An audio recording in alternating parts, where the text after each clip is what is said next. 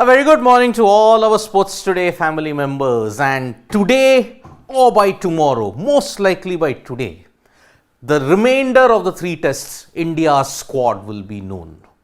There are a lot of questions over one particular individual.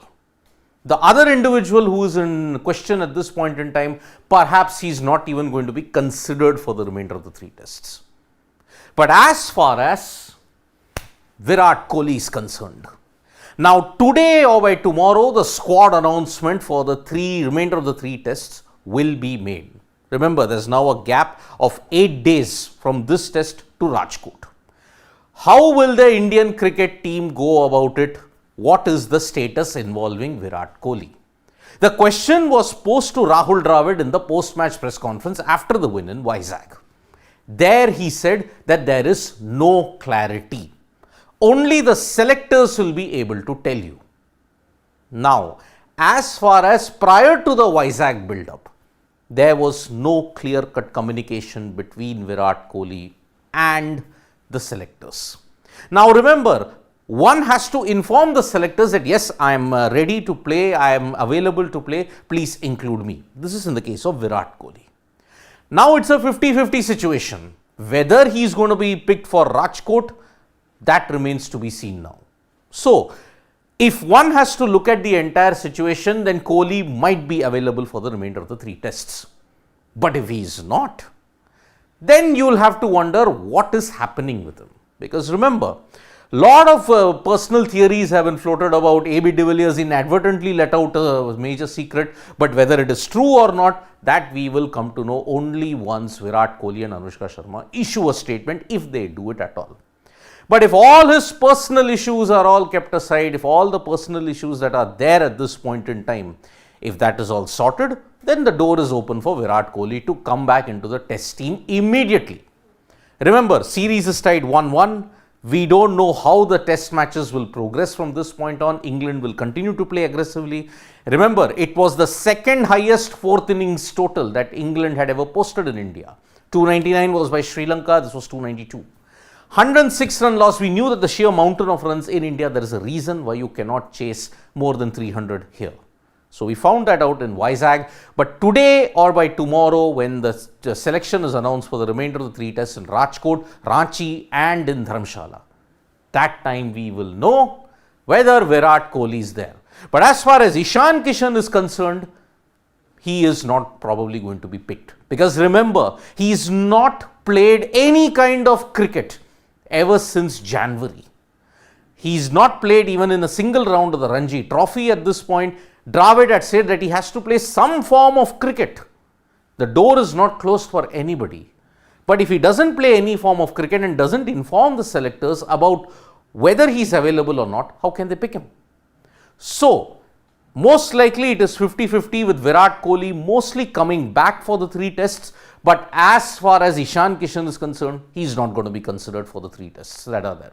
So, lot of situations will be cleared, lot of misunderstandings, lot of conundrums will be cleared once the BCCI announces the test squad.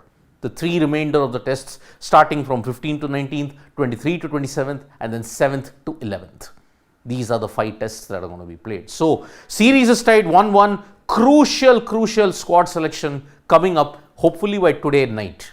That is the situation. But as far as Brendan McCullum, the England coach, is concerned, he spoke about a lot of things. If Virat Kohli comes back, then England are ready for it. That's what McCullum said. Remember, England like to talk big. England like to ensure that, okay, let us ensure that we will always be on the psychological edge. But it can backfire. They may be ready for Virat Kohli, agreed. As far as Jasprit Bumrah is concerned, how are they going to counter him? He just gave a simple single word answer. Don't know. He doesn't know. Now remember, England have gone back to Abu Dhabi to practice. Why are they not practice here? Perhaps they will not get that kind of practice facilities here. They are confident of getting it in Abu Dhabi, and that is why they have gone back. And they will practice for some time and then they will come back to India at this point. But the amount of travel, with the amount of thing, is it really worth it? Now, the rest of the England players, most of them are not featuring in the IPL at this point. But those who do, their travel schedule is really going to be a big hassle. Now, 2 back-to-back tests in Rajkot and Ranchi, and then after that, you're going to play in Dharamshala after 9 days. How will teams recover, recuperate as the series progresses? That remains to be seen now. So, McCullum is ready on a whole host of things. He's promised to come hard at India. He has plans for Kohli, but as far as countering Jasprit Bumrah is concerned, he doesn't know. New Zealand have sealed an emphatic 281-run win in the first test against South Africa at the Bay Oval at Mount Maunganui. Remember, New Zealand were already in a good position thanks to Kane Williamson's twin tons. He's the 5th New Zealand player to do that. And Rachin Ravindra's 240. Mitchell Santner took 6 wickets and Kyle Jamieson picked up 4 wickets in the second innings to ensure that New Zealand managed to win by 281 runs. The second test is at Seddon Park in Hamilton on February 13th, and if New Zealand draw or win that, they would have achieved history. They would have won against South Africa for the very, very first time. And this has thrown the WTC points table also in an interesting situation. I'll be doing a special video on that. Do check that out. Rishabh Pant. Now remember, on social media, Rishabh Pant has been posting videos about his fitness, about how he's recuperating, how he's coming back, and how he's going to be fit for the IPL. Ricky Ponting, who spoke on the sidelines of him being appointed as the coach of the Washington Freedom in the MLC, gave some indications about Rishabh Pant. He stated that if Rishabh Pant is not available, David Warner will captain, similar to what it was last year. But on the other hand, he's given a big update on Rishabh Pant, stating that, all right, he's going to be ready. He might play as an impact player only, just as an impact player. That's one big update. The second big update is he will be ready in any capacity for IPL 2024. I'll give you a special video on what Ricky Ponting has stated about Pant's IPL 2024 future. What is his role going to be? Do check that out.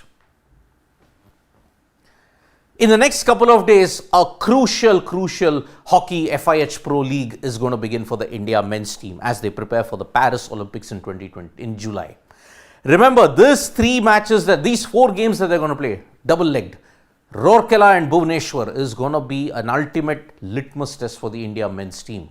Because they're going to face Spain, they're going to face Ireland, but their next 2 matches, next 2 teams, Netherlands and Australia.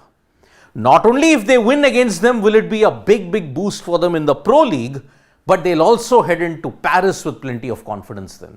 These remainder of the 4 games that they're going to play is one of the most important FIH Pro League encounters in their hockey history, if you may look at it.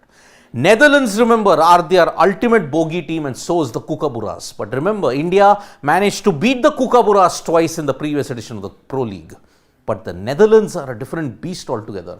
Not won against them on a consistent basis, and that's why from 10th onwards, until the end of February, all their games, Spain is a tricky opponent, but Netherlands and Australia are their ultimate bogey teams. So that's why the India men's team will be looking to get off on an ultimate high in the Pro League as well as preparation for Paris 2024.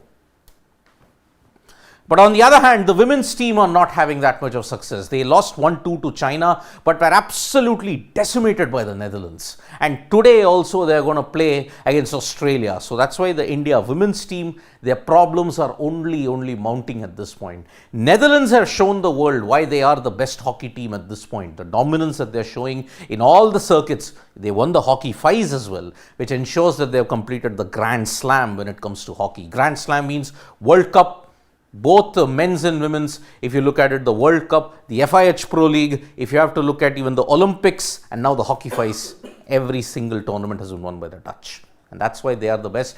But the India women's team, how will they make an impact in the Pro League? Big questions on that. So, 3 things basically to look up to. One is the situation that is involving Rishabh Pant in the IPL, but the main thing is the squad selection. We'll also be bringing you videos on the under-19 players as to how their families have reacted post their epic win against South Africa yesterday at Willemore Park. The final is on 11th.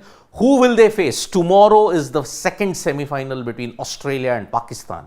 We could have an India-Pakistan final, for all you know, a repeat of 2006. But India, on the other hand, have shown that they are the behemoths when it comes to the Under-19 World Cup. Ever since 2016, they have lost only twice, and that too both in the final. Thank you so much, folks, for joining us for this live. We'll be back with more updates on Sports Today. Tap that bell icon so you know when we go live. And don't forget, we are on Facebook, Twitter, and Instagram as well. Bye-bye.